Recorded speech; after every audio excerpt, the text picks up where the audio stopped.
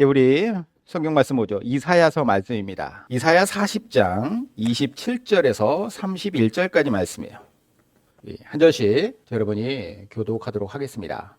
야곱아 어찌하여 내가 말하며 이스라엘아 내가 이르기를 내 길은 여호와께 숨겨졌으며 내 송사는 내 하나님에게서 벗어난다 하느냐. 너는 알지 못하였느냐 듣지 못하였느냐 영원하신 하나님 여호와 땅끝까지 창조하신 이는 피곤하지 않으시며 곤비하지 않으시며 명철이 한이 없으시며 피곤한 자에게는 능력을 주시며 무능한 자에게는 힘을 더하시나니 소년이라도 피곤하며 곤비하며 장정이라도 넘어지며 쓰러지되 오직 여호와를 앙망하는 자는 새 힘을 얻으리니 독수리가 날개 치며 올라감 같을 것이요 다른 박질하여도 곤비하지 아니하겠고 걸어가도 피곤하지 아니하리로다. 아멘. 오늘 말씀 구약성경의 이사야서에 기록된 말씀입니다. 이사야는 여호와는 구원이시다 라고 하는 뜻의 이름인데요, 이스라엘이 남과 북으로 나뉘어져 있는 분열왕국 시대에 남쪽에 있는, 북쪽은 국호를 이스라엘이라고 했고 남쪽은 국호를 유다라고 했는데 남쪽에 있는 유다의 선지자였습니다. 그는 유다의 10번째 왕 우시야 왕이 죽던 해에 처음으로 하나님의 부르심을 받아요. 하나님께서 그를 선지자로 부르시고 그에게 사명을 주시는데 이후로 11대 왕인 요담, 12대 아하스, 마지막으로 13대 왕인 히스기야 왕까지 약 40년간 유다에서 선지자로 활동을 했습니다. 이사야 1장 1절에 1절인데 제가 1절을 빼먹었네요. 이사야 1장 1절에 이렇게 나와요. 유다 왕 우시야와 요담과 아하스와 히스기야 시대에 아모스의 아들 이사야가 유다와 예루살렘에 관하여 본 계시라, 이렇게 나와요.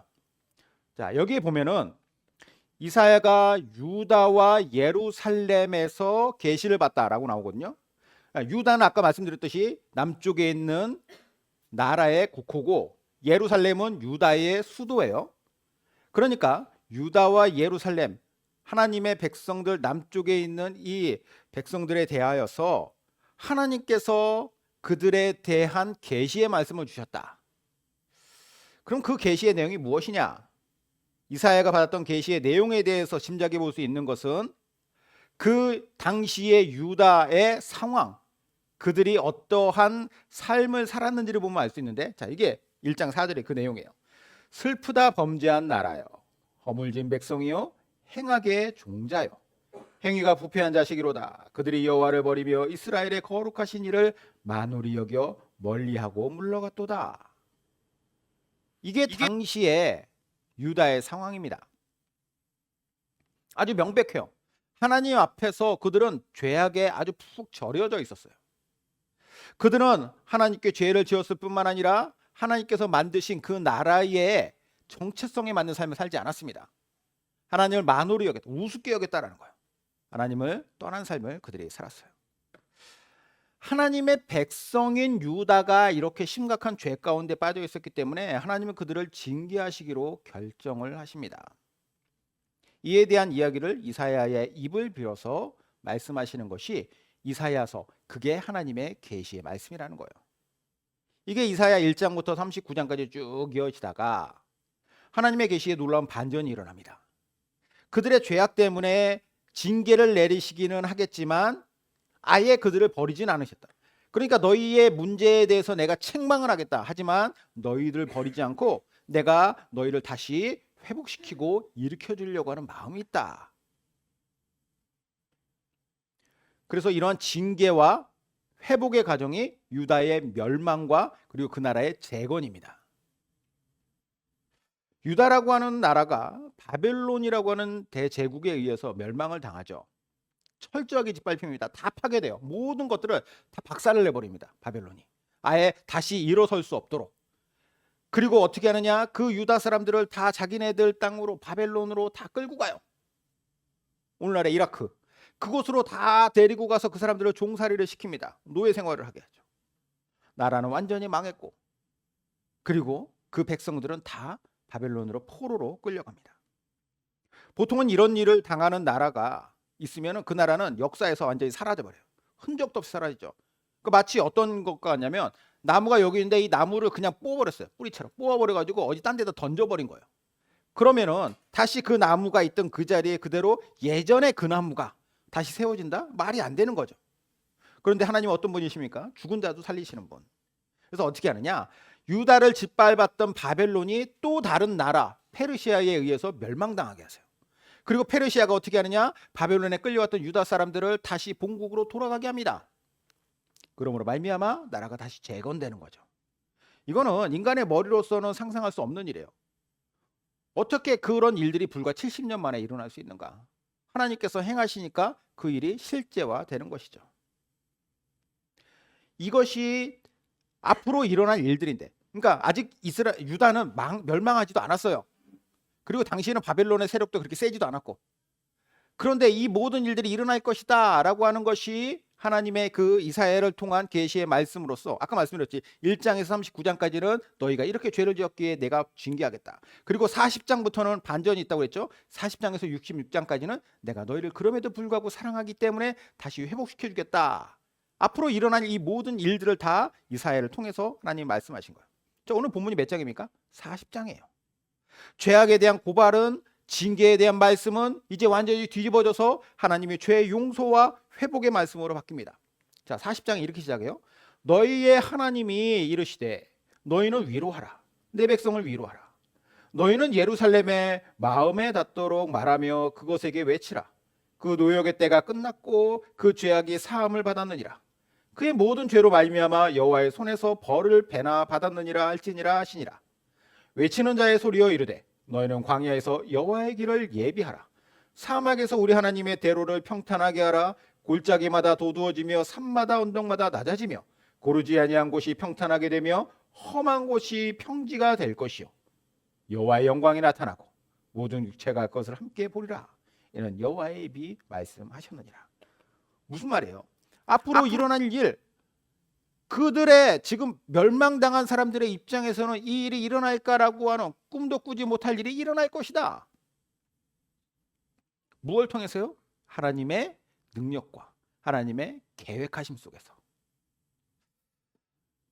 이 모든 일은 사람이 할 수 있는 일이 아닙니다. 하나님의 무한한 능력. 그래서 하나님 뭐라고 하냐? 내가 누구냐? 나는 이 세상에서 가장 큰 능력을 가진 전능자니라. 그런 내가 하겠다. 자, 이 능력이 얼마나 어마어마한지를 뒤에 또 이렇게 얘기해요. 너희가 알지 못하였느냐? 너희가 듣지 못하였느냐? 태초부터 너희에게 전하지 아니하였느냐? 땅의 기초가 창조될 때부터 너희가 깨닫지 못하였느냐? 그는 땅 위에 궁창을 앉으시나니 땅에 사는 자들은 메뚜기 같으니라. 그가 하늘을 차일같이 펴셨으며 거주할 천막같이 치셨고 귀인들을 폐하시며 세상의 사사들을 헛되게 하시나니 그들은 겨우 힘기고 겨우 부러졌으며 그 줄기가 겨우 땅에 뿌리를 박자 곧 하나님이 입김을 부시니 그들은 말라 회오리 바람에 불려가는 초계 같도다. 넘어가네. 예. 거룩하신 이가 이르시되 그런즉 너희가 나를 누구에게 비교하며 나를 그와 동등하게 하겠느냐 하시니라. 너희는 눈을 높이 들어 누가 이 모든 것을 창조하였나 보라. 주께서는 수요대로 만상을 이끌어내시고 그들의 모든 이름을 부르시나니 그의 권세가 크고 그의 능력이 강함으로 하나도 빠짐이 없느니라. 이게 무슨 말이냐? 이 세상 누가 만들었냐 보라는 거예요. 하늘을 마치 차일과 같이 커튼처럼 하나님께서 천막처럼 이 하늘을 다 펴셔가지고 이 밑에 우리가 살게 하셨다. 이 땅에는 수많은 귀인, 그러니까 권력자들이에요. 그리고 사사, 재판관들이에요. 수많은 재판관들 혹은 권력자들이 있었고 그들이 휘두르는 그 권력과 그들이 행하는 모든 일들로 말미암아서 사람들이 그 앞에 꼼짝도 못했는데 그러한 자들이 하나님 앞에 비교할 수 있겠느냐? 하나님이 한번 불어보시면 그들은 다 날아갈 수밖에 없다라고 하는 것을 이야기하세요. 하나님의 힘과 능력이라는 것은 모든 것을 할 수 있고 모든 것을 이룰 수 있는 분이다. 자, 그런데 그런 하나님께서 뭘 하신다고 하느냐? 유다의 죄를 물어서 징계하셨지만 그 징계에서 그들을 다시 회복시켜 주시겠다. 포기하지 아니하심으로 말미암아 이루어질 일이에요. 그래서 오늘 우리 본문이 이어지는데 오늘 말씀은 자신들의 잘못 때문이기는 하지만 그래서 당연한 벌을 받았지만 받게 될 것이지만 엄밀히 따지면 시대적으로 봤을 때 이 유다 백성들에게 하나님께서 회복시키실 약속과 위로의 말씀을 주시는 겁니다. 그들은 징계를 당할 때 당연히 의기소침해질 겁니다. 당연히 소망을 잃겠죠. 왜냐? 그들의 처지 때문에. 노예로 끌려가잖아요. 노예로. 누군가 그들을 구해줄 수 있는 소망이 아예 없어요. 누가 우리를 구해줄 것인가 라고 하는 기대가 없을 그들에게. 왜냐? 하나님에 대해서도 그들이 우리가 하나님께 어떻게 했는지를 알기 때문에 감히 우리가 하나님 앞에 이것을 뭔가 우리를 도와달라고 할 조차 또 염치조차 없죠. 그런데 뭘 말씀하시냐? 하나님은 회복을 말씀하세요. 내가 너희들의 이 죄악 때문에 징계는 하지만 그럼에도 불구하고 너희를 회복할 것이다. 하나님께서는 회복에 대해서 약속하실 때 다음에 세 가지의 말씀으로 선포하십니다. 첫째, 너희는 나에게 버림받지 않았다라고 얘기했어요. 버림받은 적이 없다. 야곱아 어찌하여 말하며 이스라엘아 내가 이르기를 내 길은 여호와께 숨겨졌으며 내 송사는 하나님에게서 벗어난다느냐. 너희는 알지 못하였느냐 듣지 못하였느냐. 영원하신 하나님 여호와 땅끝까지 창조하시는 이는 피곤하지 아니하시며 곤비하지 않으시며 명철이 한이 없으시며. 자, 여기 보면 두 가지 호칭이 등장해요. 야곱아, 이스라엘아. 이 말은 그들의 정체성을 얘기해요. 야곱의 후손아, 이스라엘의 후손아. 자, 그런데 이게 각기 다른 야곱의 후손이 따로 있고 이스라엘의 후손이 따로 있고 이게 아니에요. 야곱과 이스라엘은 동일 인물입니다. 이름만 달라요. 창세기 32장에 이런 내용이 나옵니다. 밤에 일어나 두 아내와 두 요종과 11 아들을 인도하여 야복 나루를 건넜세. 그들을 인도하여 시내를 건너가게 하며 그의 소유도 건너가게 하고 야곱은 홀로 남았더니 어떤 사람이 날이 새도록 야곱과 씨름하다가 자기가 야곱을 이기지 못함을 보고 그가 야곱의 허벅지 관절을 치매 야곱의 허벅지 관절이 그 사람과 씨름할 때 어긋났더라. 그가 이르시되 날이 세려하니 나로 가게 하라. 야곱이 이르되 당신이 내게 축복하지 아니하면 가게 하지 아니하겠나이다. 다음은 그 사람이 그에게 이르시되 내 이름이 무엇이냐. 그가 이르되 야곱이니이다. 그가 이르되 내 이름을 다시는 야곱이라 부를 것이 아니요 이스라엘이라고 부를 것이니 이는 내가 하나님과 및 사람들과 겨루어 이겼음이니라. 무슨 말이냐? 야곱이라는 인물이 있었어요. 그는 아브라함의 아들인 이삭의 또 아들이에요. 아브라함의 손자. 그의 형은 에서라고 하는 형이 있습니다. 엄마 뱃속에서부터 이 쌍둥이인데 에서와 야곱은 서로 경쟁했던 모양입니다. 서로 먼저 날려고 그러다가 힘이 센 에서가 먼저 치고 나온 거예요. 그리고 야곱이 뒤를 이어서 나왔는데 쌍둥이 보통 보면 이제 약간 텀이 있긴 하지만 이 얘들은 같이 나왔어요. 야곱이 어떻게 나오느냐? 형 에서의 발 뒤꿈치를 잡고 나왔다. 그래가지고 이름을 야곱이라고 줬어. 뒤꿈치를 잡는 자. 이름이 그냥 아주 직관적으로 지은 것이긴 하지만 그의 인생을 대변하는 이름입니다. 무슨 말이냐? 남의 뒤꿈치를 잡아서라도 내가 이루고자 하는 욕심이 있는 사람이에요. 그리고 자기의 생각대로 자기의 꾀를 가지고 살려고 하는 사람이었습니다. 이 야곱이라고 하는 사람의 인생이에요. 그가 그 이름대로 그의 형의 뒤꿈치를 잡죠. 아버지와 형을 속이고 형이 받아야만 하는 장자의 축복을 자기가 대신 가로채요. 그리고 800km가 넘게 떨어져 있는 멀리 하란이라고 하는 곳에 외삼촌 집에 숨어서 20년을 삽니다. 그 20년을 살고 다시 그가 돌아오는 과정에 있었던 이야기가 바로 창세기 32장이에요. 그의 형 에서는 매우 와일드한 사람이거든요. 사냥꾼. 에서는 맨날 들로 막 산으로 다니면서 사냥하고 오던 그런 아주 강한 사람이었습니다. 터프한 사람이죠. 이런 에서의 성격을 잘 아니까 그런 형의 뒤통수를 치고 자기가 형의 것을 빼앗아 도망갔으니 이 형이 20년이라고 하는 시간이 지났음에도 불구하고 나를 분명히 죽이려고 달려들 거야 라고 하는 두려움이 야곱 안에 있었어요. 그런데 그는 집으로 돌아와야만 했죠.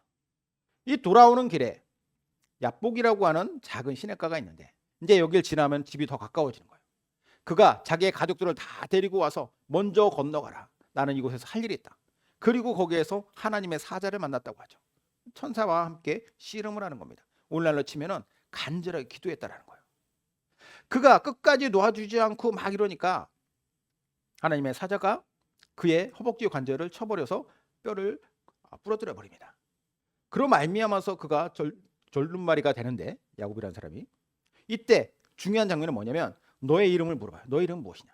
제 이름은 야곱입니다. 이름을 몰라서 물어본 게 아니에요. 너의 정체성이 무엇이냐? 이제까지 네가 어떻게 살았냐? 이거에 다 함축된 표현입니다. 저는 이제까지 야곱으로 살았습니다.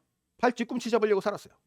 그러나 이제는 내가 너를 야곱이라고 부르지 않겠고 이스라엘이라고 부르겠다. 이름에 그냥 원뜻 그대로 치면 하나님을 이긴 자. 하지만 이 뜻을 정확하게 좀 의역하려면 하나님께서 이기게 하실 자. 하나님께서 싸우시는 자. 이스라엘이라고 하는 민족의 정체성이 그거였어요. 하나님께서 너희를 이기게 하겠다. 하나님께서 너희와 함께 하겠다. 너는 이제부터 야곱이 아니라 이스라엘이다. 야곱이라 부를 때는 나의 인생은 내가 책임지고 내가 해낸다라는 것이고, 이스라엘이라고 했을 때는 너의 인생 이제부터 내가 책임지겠다라고 하는 하나님의 약속이에요. 그런데 놀라운 것은 오늘 본문에서 이 두 호칭을 같이 써요. 야곱아, 이스라엘아. 무슨 의미냐? 너는 너의 뜻대로 야곱 인생 살았어도 내가 너와 항상 함께 하였고, 너는 이스라엘로서 나의 백성으로서의 삶을 살았어도 나는 항상 너와 함께 하겠다. 그런데 야곱일 때와 이스라엘일 때 동일하게 그런 모든 인생을 다 통틀어서 지금 그들이 가지고 있는 상황은 무엇이냐? 내가 여호와께 잊혀졌다. 내가 여호와께 감히 나의 일에 대해서 어떠한 송사도 할 수 없다. 왜? 내가 죄를 짓고 징계를 받고 있기 때문에. 그때 말씀하시죠. 내가 어떤 자냐? 내가 누구냐? 나는 만물을 만든 여호와고 너를 구원할 자고, 그런 내가 너를 버리지 않았다라고 이야기하시는 것이 오늘 본문에서 이야기하는 거예요. 그들은 여호와를 버렸습니다. 하지만 여호와는 그들을 버리지 않았다. 저는 이 말씀이 참 위로가 됐어요. 우리가 이럴 때 있잖아요. 하나님께서 내 잘못이 있을 때 나에게 실망하시겠구나. 그러면 그래서 하나님이 날 버리시진 않을까? 나는 별 볼 일 없는 사람이고 존재감도 별로 없는 인간이라서 혹시 나를 깜빡하신 건 아닐까? 그럴 때 우리 하나님이 말씀하세요. 영원하신 여호와, 땅끝까지 창조하신 이는 피곤하지 아니하시고 곤비하지 않으시고 명철이 하니 없으신데 그가 너를 한 번도 외면하거나 버리지 않았다. 이 말이에요. 놀라운 말씀이죠. 이 말씀이 위로가 돼서 얼마든지 다시 일어설 수 있는 거예요. 아, 하나님이 나의 어떤 행위 자체 거기에 그걸로만 나를 판단하는 것이 아니라 나의 정체성은 이미 하나님께서 나를 처음부터 야곱일 때부터 사실 하나님이 그의 인생을 이끌어 오신 거예요. 유다의 백성들 하나님께 버림받았다라고 그들이 생각했어요. 왜냐? 우리는 망했으니까. 하지만 망한 우리를 하나님께서 어떻게 하신다? 다시 회복시켜 주시겠다 약속하시는 거예요. 왜? 처음부터 버린 적이 없으니까. 두 번째 선포입니다. 너희는 나에게 힘을 얻을 것이다. 너는 알지 못하였느냐 듣지 못하였느냐. 영원하신 하나님 여호와 땅끝까지 창조하신 이는 피곤하지 않으시며 곤비하지 않으시며 명철이 한이 없으시며 피곤한 자에게는 능력을 주시며 무능한 자에게는 힘을 더하시나니. 사실 버림받지 않았다라고 하는 말은 많은 위로가 되는 말입니다. 하지만 위로는 되지만 다시 세워져야 될, 다시 회복돼야 될 유다 백성들의 입장에서는 일단 내가 인정을 해줄게. 이제부터는 힘내서 잘해보는 거야. 이렇게 말씀하신 걸로만 끝나면 어떻게 잘해야 될 것인가라고 하는 막막함이 있어요. 서운하게 좀 정이 없다. 그래, 좀 봐주긴 할게. 이제 사랑은 할게. 하지만 이제부터 네가 알아서 해. 하나님께서 말씀하세요. 뭐라고 하냐? 힘과 능력을 주겠다. 너 알지? 오래전 너희 조상 때부터 들었잖아. 나는 영원한 하나님이고 땅끝까지 창조하신 이고 명철이 한이 없는 존재인데, 그러니까 내가 너한테 뭐가 필요한지도 알고, 그리고 너에게 줄 수 있는 것들도 있다. 앞으로 내가 친히 너희의 미천이 되어줄 거고 너희의 살아갈 동력이 되어줄게 라고 하는 약속이에요. 놀라운 말씀이죠. 제가 이 말씀 보면 딱 떠올렸던 게 있는데 누가복음 15장 말씀이에요. 예수님의 탕자의 비유. 거기 보면은 아버지가 멀쩡히 살아계심에도 불구하고 이 둘째 아들, 방탕한 아들이 아버지한테 유산을 땡겨달라고 그래요. 미리 좀 땡겨주십시오. 그리고 그걸로 다 받아가지고 해외로 나가서 방탕하게 삽니다. 그리고 완전히 거지가 돼요. 어느 정도로 거지가 됐느냐? 먹을 게 없어서 돼지우리에서 돼지가 먹는 쥐염 열매를 먹었다. 유대인이잖아요. 유대인은 돼지 키우지도 않습니다. 더럽고 그리고 부정한 짐승이라서. 그런데 그 속에 가가지고 돼지가 먹던 거를 같이 자기가 먹는다? 이거는 자기의 모든 것들이 다 완전히 바닥이라는 거예요. 정말 살기 위해서 짐승처럼 산다는 거죠. 아무런 자존감도 아무것도 없어요. 자, 이런 아들이 생각하죠. 이러다 나 정말 죽겠구나. 그는 그때서야 아버지의 집으로 돌아가기로 합니다. 뭐 감히 뭐 아들로 받아달라 뭐하라 염치도 없어요.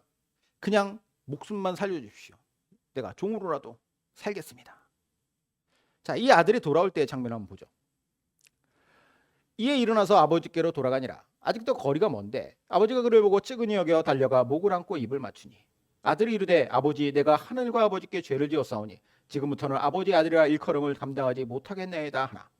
아버지는 종들에게 이르되 제일 좋은 옷을 내어다가 입히고 손에 가락지를 끼우고 발에 신을 신기라. 그리고 살찐 송아지를 끌어다가 잡으라. 우리가 먹고 즐기자.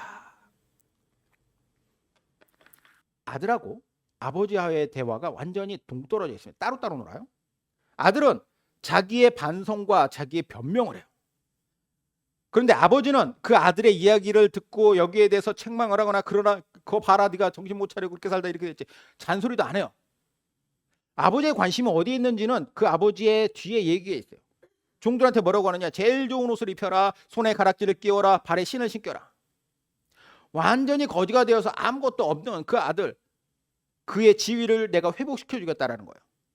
그가 잃었던 모든 것들 내가 다시 주겠다라는 거예요. 제일 좋은 옷을 입혀서 이 애가 내 아들임을 밝혀라. 손에 우리 집안의 반지를 끼워서 이 애가 내 아들임을 밝혀라. 발에 신발을 신겨서 그 당시에 노예나 혹은 뭐 그런 어떤 거지나 이런 사람들은 신발이 없었거든요. 신발을 신겨서 얘가 내 아들임을 밝혀라. 아들에게 힘과 능력을 돌려주는 아버지의 모습이에요. 근데 이게 이미 이사야서에서 하나님의 모습으로 담겨 있다는 거죠. 피곤하고 무능한 내 백성에게 내가 힘과 능력을 주겠다. 그것으로 내 백성으로서의 이들이 회복되도록 하겠다. 이 하나님의 마음은 지금으로부터 2700년 전 이사야 시대도 그랬고 2000년 전 예수님 시대도 그랬고 2000년 이후에 오늘날도 그래요. 우린 누구냐? 영적으로 야곱의 후손이자 이스라엘의 후손이기도 합니다. 하나님의 백성들이죠. 이스라엘이라고 하는 나라가 왜 중요하냐? 뭐 이제 뭐 광화문에 뭐 성족이랑 이렇게 이스라엘 국기 들고 갈 그래서 중요한 게 아니에요. 이들은 하나님께서 앞으로 이루실 일들에 대해서 보여주는 일종의 샘플입니다. 그들을 통해서 하나님이 모든 세상에 예수 믿는 사람을 영적 이스라엘 백성들을 이렇게 하시겠다라고 이미 보여주신 거예요. 그걸 통해서 우리는 하나님 앞에 내가 죄를 지은 죄인임에도 불구하고 하나님을 내가 스스로 떠났음에도 불구하고 하나님은 끝까지 기다려주시고 하나님은 끝까지 나를 잊지 않으시고 하나님께서는 나에게 하나님의 능력과 힘을 부어주시겠다. 이 약속을 이미 하셨고 그것을 보여주셨다. 실제화 정말 그렇게 하셨다는 것을 그걸 통해서 보여주시고 우리로 하여금 알라고 하시는 거예요. 모든 것을 잃은 아들을 반겨주는 아버지처럼. 그게 바로 우리가 받는 하나님의 사랑이고 하나님의 은혜죠. 그런데 이것을 우리가 받아 누림에 있어서 중요한 조건이 있습니다. 뭐냐? 돌아오는 거예요. 돌아오는 거. 회개. 돌이키는 거. 탕자가 내가 잘못을 깨닫고 아버지께로 돌아와서 그 집에 가야지, 아버지의 품에 안겨야지, 그게 비로소 아버지의 그 은혜를 그가 누릴 수 있는 거죠. 하나님께서 우리를 위하여 우리가 회개하고 하나님께로 돌이키면 그는 미쁘시고 의로우사 우리에게 힘과 능력 부어 주실 것입니다. 마지막 세 번째 선포요. 너희는 나의 도움으로 도약할 것이다 이야기하세요. 소년이라도 피곤하며 곤비하며 장정이라도 넘어지며 쓰러지되 오직 여호와를 앙망하는 자는 새 힘을 얻으리니 독수리가 날개치며 올라감 같을 것이요 다른 박질하여도 곤비하지 아니하겠고 걸어가도 피곤하지 아니하리로다. 제가 이 말씀 묵상하면서 참 놀랍다는 생각이 들었습니다. 놀라운 이야기예요. 하나님의 마음이 뭐 어떻게 느껴지냐면 점입가경, 들어가면 들어갈수록 아름다운 또 다른 것이 펼쳐지는 거예요. 점점점 놀랍다라는 거죠. 사실 유다가 잘한 게 뭐 있습니까? 잘한 거 하나도 없어요. 못된 짓 하고 하나님 우습게 알고 하나님을 떠났다. 그러면 공의의 하나님께서 그들을 박살내버려 가지고 그냥 가루가 되도록 만드셔도 할 말 없는 거죠. 실제로 그것처럼 그들은 가루가 됐어요. 그런데 그 징계의 목적이 어디에 서 있느냐는 뒤에 나오는 거예요. 징계는 그냥 그것으로 끝나고 손 털고 그냥 떠나는 것이 아니라 다시 거기에서 새롭게 일으키는 데 하나님의 목적이 있습니다. 회복의 징계의 목적이 있었다. 이 회복의 과정에서 어떻게 하신다? 알아서 기어올라라, 알아서 쌓아라. 이게 아니라 내가 너희에게 힘과 능력 주겠다. 지위도 내가 다시 회복시켜주겠다. 그리고 어떻게 하세요? 이걸로 끝나도 감지덕지 않되 그 이후에 또 있습니다. 이런 말씀하시는 거예요. 소년이라도 피곤하고 곤란해지고 장정이라도 넘어지고 쓰러지는 상황에서도 너희가 나를 앙망하기만 하면 절대 너희에게는 그렇게 고통스럽게 너희들이 다시 무너지고 쓰러질 일 없을 것이다. 앙망이라는 거예요. 앙망? 우러러서 바라본다는 거예요. 우러러서 바라보고 우러러서 기대한다. 하나님을 우러러 기도하면 우리에게 이렇게 해주실 것이다. 내가 넘어지지 않게 해줄게. 그 정도는 부족해요. 내가 더 큰 새 힘을 줄게. 독수리가 창공으로 힘차게 날개짓하여 올라가는 것처럼 힘차게 도약할 수 있게 해줄게. 거기서 달려갈 만하면 달려가고 걸어갈 만하면 걸어가면 되는 거야. 이게 참 놀라운 말씀이라는 저는 생각이 들어요. 하나님 마음이 얼마나 깊은지가 다 고스란히 들어있죠. 버린 적도 없습니다. 힘도 주십니다. 능력도 주십니다. 그런데 아예 생각지도 못한 차원으로의 도약을 이루어 주십니다. 이 중에 어느 하나라도 유다 백성들의 능력으로 해낸 것이 없습니다. 할 수 있는 게 아예 없어요. 우리에게도 동일합니다. 나 만군의 여호와가 너희를 늘 기억하여서 알고 있다. 한순간도 너를 잊은 적이 없다. 너희들의 실패는 그냥 그것으로 끝나지 않을 것이다. 다시 힘을 줄 것이고 일어설 수 있도록 능력을 주겠다.